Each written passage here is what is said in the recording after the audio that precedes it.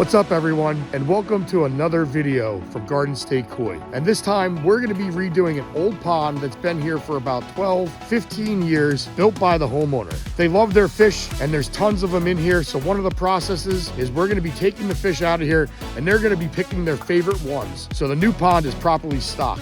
It's myself and Felipe here this morning starting off, and we're going to be draining the pond and removing the fish this morning, as well as taking down a large tree in the background. Once that's done, we're able to remove the gravel around the outside edges because there is tons of gravel that we'll be able to reuse when rebuilding the pond. We'll also be reusing some of the rock from the old waterfall, and we also have the mini machines here, so we'll start digging and excavating the pond and shaping the new hole. The fish will sit in a 500-gallon tank for the next couple of days as we're working. We'll make sure the tank is heavily netted. We'll make sure the aerator is running, and we'll also be adding fresh water over the next couple of days, mixing with the pond water so the fish can acclimate. Watching over the fish over these next couple of days will be really important, and as well as not feeding them. Feeding will make the water quality worse inside the tank, so the homeowners are told not to feed the fish for the next couple of days until they return back to their new home.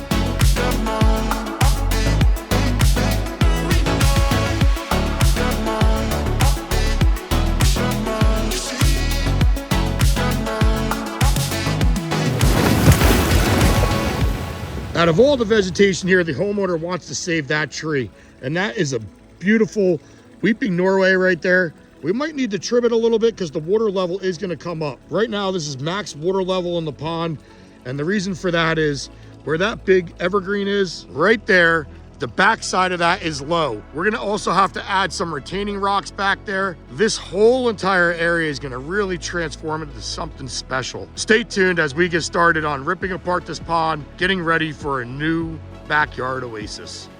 Right now, Felipe's taking the pump and placing it in the pond, and I'm going to grab the other end of that hose and bring it over there to the orange tank.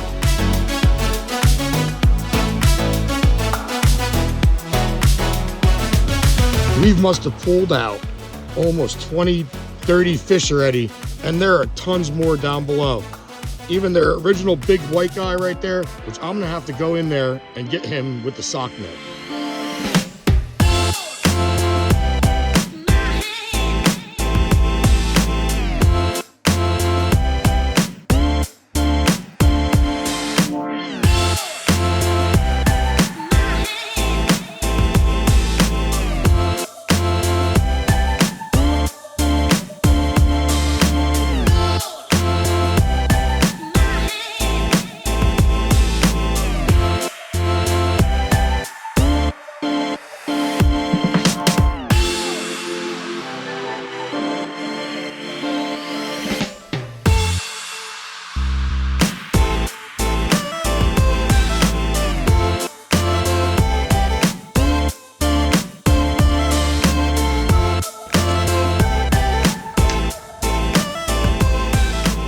There goes the first fish that was ever put in this pond.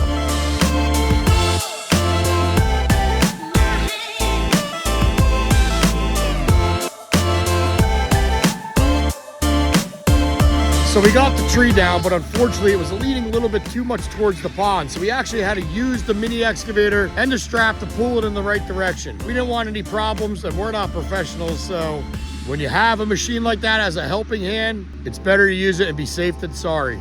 So the tree is down right now.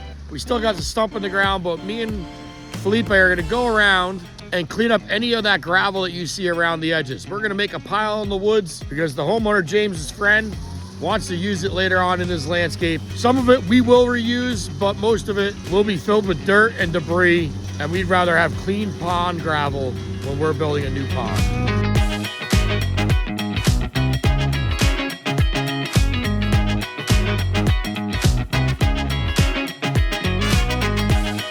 With all the cattails gone and the irises and that big pine tree, this area is wide open right now. And it is a totally different canvas than when we got here a couple hours earlier. Most of that debris is in that dump truck right over there. We're saving some of the irises over here. That cattail will go in the garbage. And then back over there, we're storing some of the gravel. We may use some of it later on in the project if it's clean enough. We're moving along nicely, and then after all this cleanup, we'll be shaping the pond. So you may wonder why everything just stopped in the time lapse. Well, the good old MT100 over there just blew a drive belt, so the machine won't move. It probably needs a new pulley because that's what happened last time. I can't believe it, only 500 hours, and this is the second time it's had the same problem. Felipe over there, grab some chains. He's got a chain, I think, from the trailer, and we're gonna hook it up to this MT100 and drag it out of the way. So we're starting to hook up the chains. Hopefully this works and we can drag it out of the way. Thanks to good old Warwick Rental up in Warwick, New York. We're gonna go pick up a Kubota, walk behind tomorrow, so we can keep